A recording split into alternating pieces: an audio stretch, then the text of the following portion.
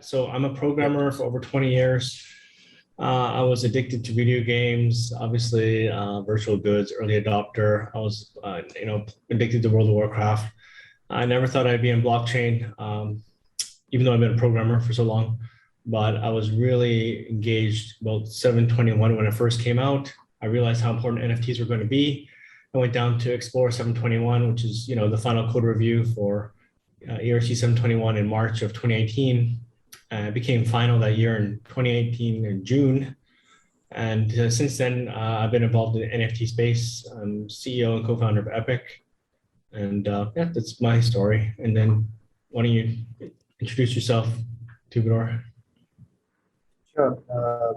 My story isn't half as interesting as Victor's, but give it a shot. I used to be a journalist in my past life for about 8 years. I've always been interested in this. I was exposed to crypto for the first time in 2013. So in a sense, my journey in the space can be looked at as a series of missed opportunities. Metacoven introduced crypto to me in 2013, and it completely flew over my head. I couldn't relate to any of it at all. But then I meandered through various professions later on. I was into corporate communications. I started to learn and write about financial technology, about supply chain finance. I dabbled in advertising, and then came back into crypto. It took me all of this meandering to understand what crypto is all about, why it's important to us, not just at an economic level, but also at a social and cultural level. So I've been in the crypto space since about 2017, but it really started to make sense to me during the pandemic, when all of us were sort of pushed inwards and sort of forced to reckon with what our place in the scheme of things is. For me, NFTs represent or sort of bring to life all of the abstract concepts of crypto, like financial independence or immutability. All of those suddenly come alive in various forms. You realize those things as you play a game, or when you're looking at art, when you're or when you're listening to music that's exclusively on the blockchain.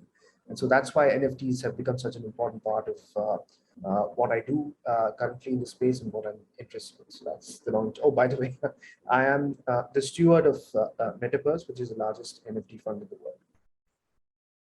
Yeah, perfect. I was just about to say that you didn't tell us about Metapurse. Okay, yeah. So I mean, this is interesting. I guess I'll kind of be like slash host whatever, because we got the talking points here. But I would say for people that attend or listen to what we're talking about, it's really unique. I would say this is a really unique conversation because we have like you and I here, and you guys are obviously a huge fund. And number one, and number two, you guys buy a lot of the retail.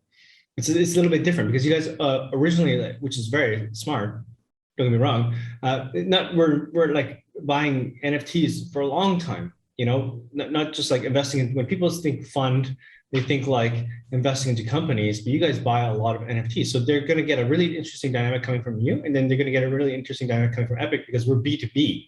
And there's no like B2B in NFTs, right? Everyone's doing their own like whatever marketplace or their own like, little project or whatever, trying to build their own little communities, and we work with the communities. So we're going to get a really interesting dynamic. So I guess the next talking point here is like, given that you've been actually, and this is really good for you to answer this question, is given the current situation in the NFT market, what are the potentials and risks that you can see happening right now? Interesting. It's always a bit of a pitfall to look at any space in terms of risk, especially a blue ocean area like the NFT space, right? Because if you start to consider risk, then there's risk all around, practically speaking. There's 100, different ideas, interesting ideas, all popping up from, collectibles to art to, alternative blockchains, alternative marketplaces cropping up. You have no idea which one of them, might make it. A large chunk of them might not. So if you look at it in terms of risk, then you become extremely cloistered in your approach. At the same time, the instinct of most people in the space who are, dispensing funds or resources here is to diversify, make it as broad as possible. Put a little bit of money in everything because you don't know anything. even that would be foolhardy, because while in one sense maximalism is lazy, over diversification is also lazy. You might at the end of the day sort of make up in terms of what's happening, but that's really not the idea. And this is where the crux of the NFT space itself comes into being, right? Because it forces you to sort of step out of your comfort zone and actually engage with the culture. That's when you know where you want to spend time with. So it all boils down to the kind of people that you want to spend time with, the kind of people that you want to hang out with, and that's where you end up, investing. That's where you end up, buying NFTs from or for. And I think that's it might sound counterintuitive, it might sound a little cheesy even, but I think you ought to invest in spaces where you'd like to hang out yourself. That's Yeah. the underlying philosophy. And yeah, I guess from my point of view, same thing. It's normal. I mean, Yeah. it's price discovery. I mean, that happens in anything. Like, people talk about our token sales. People talk about that in stocks, IPOs. Like, when there's a market, there's price discovery, and it's going to be booming, and sometimes it's not going to be so hot, right? I mean, that's just a normal thing, especially something emerging as mainstream as NFTs are right now. And I think it's just people learning to differentiate. I guess it's like merchandising now, and basically merchandising digital goods versus like physical goods. Like, people have a baseline for how much a t-shirt costs. No one really knows the baseline for a profile picture, right? I mean, what is that going to be, right? Yeah. So it's really differentiating between like what's an investment, what is utility, what is pleasure, like all these, like, what is culturally, based on that. Like, so I think that's just totally normal, and it's not not anything unusual. And I think it goes to the next question, which is in our talking points here, which is like, well, then it's a bubble, right? And I'll go first here. I don't think it's a bubble. Yeah. NFTs are going to become the foundation of ownership, and combine that with decentralization. Then you have the model to scale beyond any single organization, which will lead to, which is the next conversation point everyone talks about now as they adopt NFTs to the metaverse, right? So I don't think it's a bubble at all. What do you think? Is this a bubble, Twobadour? No, I think we're way beyond that. We've been calling crypto and Bitcoin a bubble for about 10 years now. Maybe it's not. Maybe it's time we moved away from that question, but they've become part of public conversation now. And anybody that thinks of crypto now thinks NFT, and anybody that knows NFT actually knows crypto. So they've become the new vehicle, and all of the other inflection points in the crypto space, Bitcoin, altcoins, the ICO boom, DeFi, and all of that are now effectively under the hood.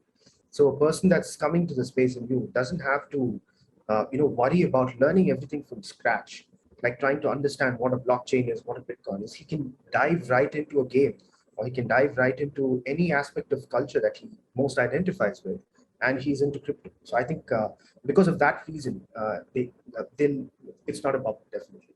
Now, I have a sort of a related question for you. I think it ties into both the bubble question as well as the previous one. The space is evolving so quickly, right? It phases out so quickly, and you are a B2B player in a rapidly evolving, almost amoebic space.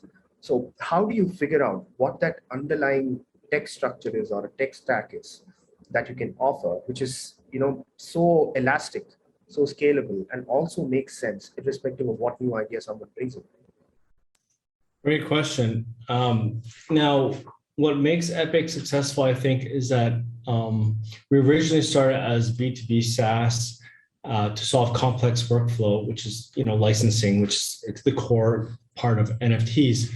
But what we realized is just the collaboration aspect is really what we're solving. And by being fluid like that, as companies emerge and become dominant, or they're new players, this kind of flexibility and working with small companies, big companies, and a big focus of us is mainstream companies. How we bring mainstream companies into crypto, and we're the only ones so far to do an NFT deal and put it into production.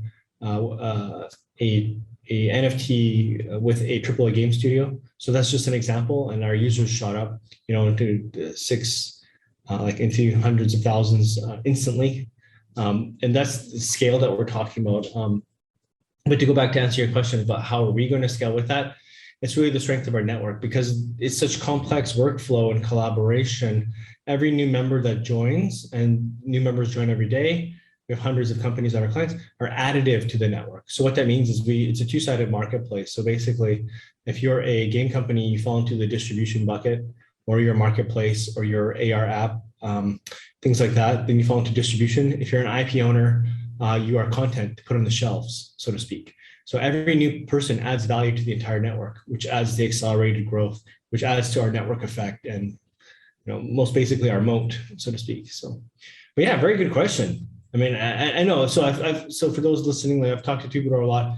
He's like very smart, and he had the best questions about B2B compared to a lot of people that I've talked to in this space because they're super active. Yeah, so thanks for asking that. I guess the next question we had in these talking points is like, which I think this is really cool that we're answering this question because we're both in Asia. So how is the NFT market in Asia? How would you describe that? Interesting because I think it's very active in pockets, but I think it's largely almost non-existent. But maybe a different way to put it would be it's extremely untapped. There's so much potential, and we haven't looked at it yet, and we haven't figured out a way to integrate that market into the mainstream space because there's so much talent, so much creativity there, and it's completely untapped. It's all very Western focused so far, which is a bit of a pity because the whole idea of NFTs is that it offers spaces to underrepresented subcultures, which otherwise will not have any way of expecting. Take my example itself, for instance. I mean, a couple of brown boys from the south of India. There's no way, it doesn't make sense for us to even be having this conversation unless I went to an Ivy League school or I was born in Harvard, Stanford, in my mouth. Yeah, exactly. And that's the beauty of the space, right? The fact that it's the new street, as Metacode would put it. It's the where anybody has an opportunity to instantly place himself on a global stage and be part of a global marketplace.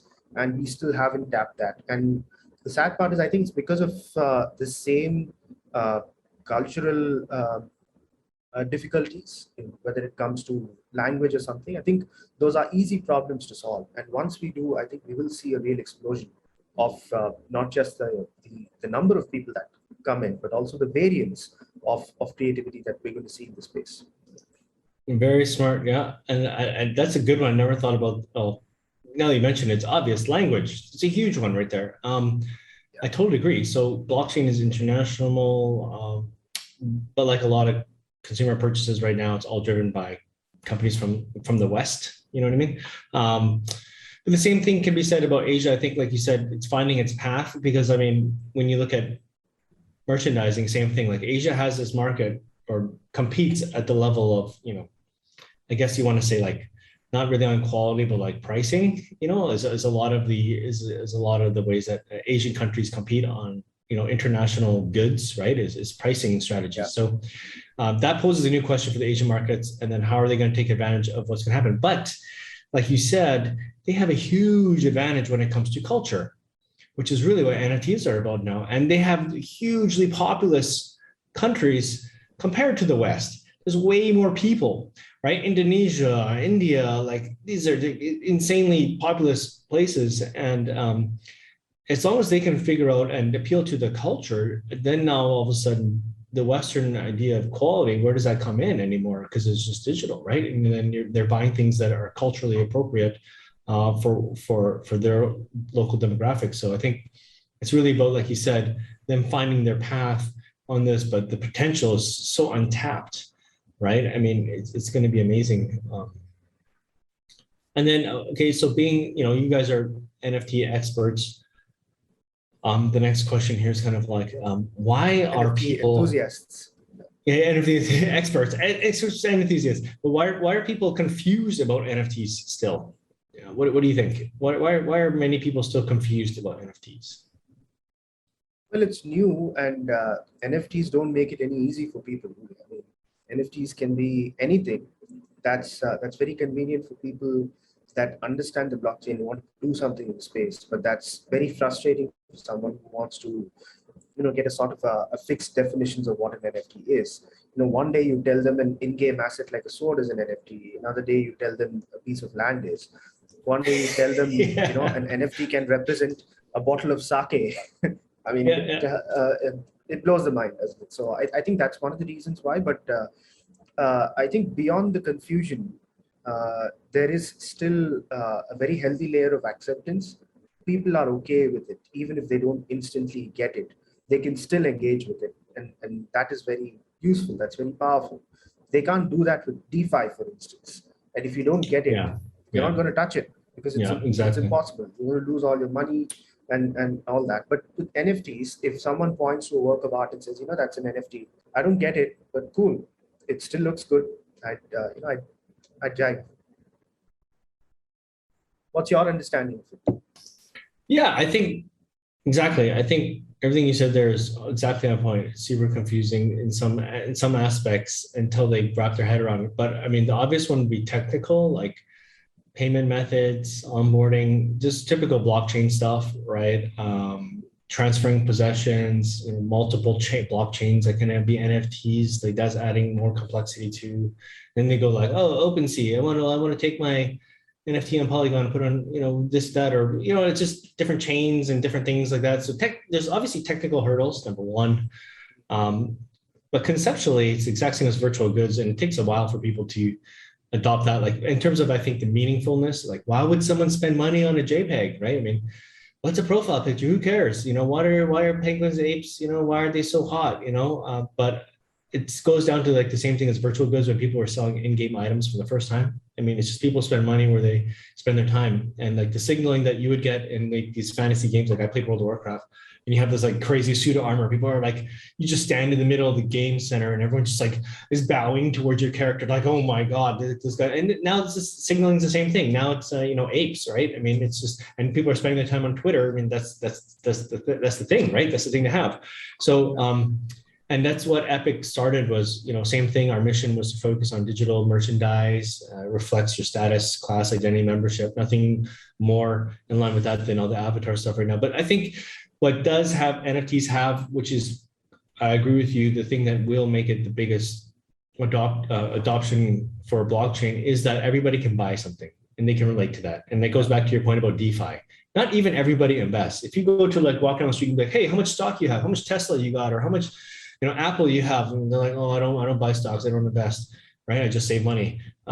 But everybody buys stuff, and slowly, when they start buying more and more, and more things become digital, and that becomes the place to own things. I mean, that's why I really feel strongly about it being NFTs are going to be, even though they're confusing still to the regular Joe, they'll be the first thing that they understand compared to protocols, compared to DeFi, compared to all this stuff, for sure. So I guess, yeah, go ahead. Yeah, I wanted to, ask you another question too, actually. One is, again, this is basically the first question that we were asked about the market and where it's headed, that kind of a thing. There's a whole bunch of ideas. There are maybe some segments that you see sort of really taking steps forward right now in the NFT space. New virtual worlds coming up. Gaming is really picking up, and fashion is one, and obviously the idea of identity and collectibles and stuff. Which of these are you most excited about? I'm not going to ask you, which of these is going to be the next frontier. Not that. Which of these are you personally most excited about? To be honest, I was really, really excited about all this profile picture blow up because crypto Twitter has obviously become the main hangout of people on blockchain. And when you first start now seeing everybody spending a lot of money, and not just crypto people, but regular people like Steph Curry buying, like regular people now are buying, avatars with what they call profile pictures for Twitter. That's just a clear demonstration of people are willing to invest and spend money to have digital items in a place where they're spending their time. And these celebrities or whoever it is, these mainstream people spend their time in Twitter. And now they're seeing more and more cartoon profiles. And now it's like, now they can assume this persona that's not them, and it's not a picture of my face still has my Twitter. But I mean, other people, I mean, that's not their identity anymore. They want their identity to be, Justin's son, who's an investor in our project, actually, is like, he's got the laser eye rock, or now he's got a Tron CryptoPunk. So all these people are, adopting this persona, and this to me is the real mainstream, like light switch. So I mean, obviously, it's going to metaverses, and those things take time, but people are on Twitter right now. Soon it's going to be not just Twitter, it's going to be Facebook. Soon it's going to be Instagram. People are going to slowly start playing. Why does this guy have a rock on his Instagram? Like right now, like, why does the guy have this brown rock on his Instagram? Well, that picture's worth $3 million. What? That picture's worth $3 million. How does this happen, right? So I think this is the turning point, really. What about you? What got you really excited so far?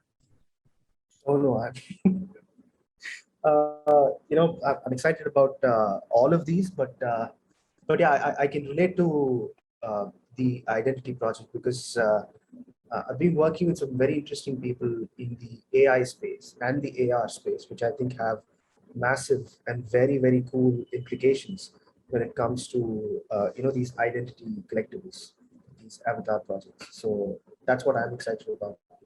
I'm also super excited about virtual worlds cropping up because we do need alternatives to what we've seen so far. That's one. The other is it also gives us some space to build out interesting worlds and those subcultures I was mentioning. So personally, Metapurse is excited about that part. Yeah, Absolutely, I love that perspective. If I keep talking, I'm gonna say all of the above. So I'll stop there. No, that's great, and people listening can get that perspective. So I was going like the mainstream avenue, like what the adoption angle, and you're going more like the leading, because you're on the edge of it all the time, which is amazing. So the leading edge and like bleeding edge and like what is next and what's the new frontier. So I mean, people are getting a good cross section. That was a really good question. We would like to ask one more questions to you. Would you like to share any plans to the audience about the company projects plans in next quarter or next year? I'll let you go first. Okay. Oh, you want me to go first? Okay, yeah. I mean, yeah, please. For Epik, Epik is pretty much here to stay. I mean, we're doing NFTs before they were cool in 2018. It was actually, we were begging people for money back then. Much like, the OpenSea guys, I met them at that conference here. Like everyone was like, NFTs were not cool. NFT, but now NFTs are here to stay and everyone's starting to realize that. And we're here to stay as well. And we'll be doing it long after. And the next step is obviously the metaverse. And we've been working on that even since last year. I started building out a metaverse. Now, what that means is like, I'm not building out a metaverse to be with everybody. I'm not going up against Amazon. I'm not going up with Epik Games. There's already way better people that we're friends with, like Sandbox and all these guys. We're not building that kind of, but what we're building is, think of it like we work with them. So we build an Epikverse inside of their metaverse. We work with them. And what we do is by doing that, we interconnect the metaverses. So we add a layer of interconnectivity between it. What does that mean? Well, now we can have shared experiences. Now, does that mean everybody wants to always have shared experiences? No. But what that does mean, it makes sense for certain things, like if IP owners want to, like for example, think of it like a movie theater. It's a distributed shared experience. So instead of just showing the movie theater in your one local theater, that same movie can be played across all of them simultaneously. So that's a really big project that we're working on next. We started building that last year. We're probably going to unveil that later this year. We also have a mobile app coming out along with our marketplace that we've launched. We really feel like there should be more app-based experiences for blockchain, and we're going to try to really cater towards that, which is our locker, which is basically your digital items across all the different platforms that we're clients with.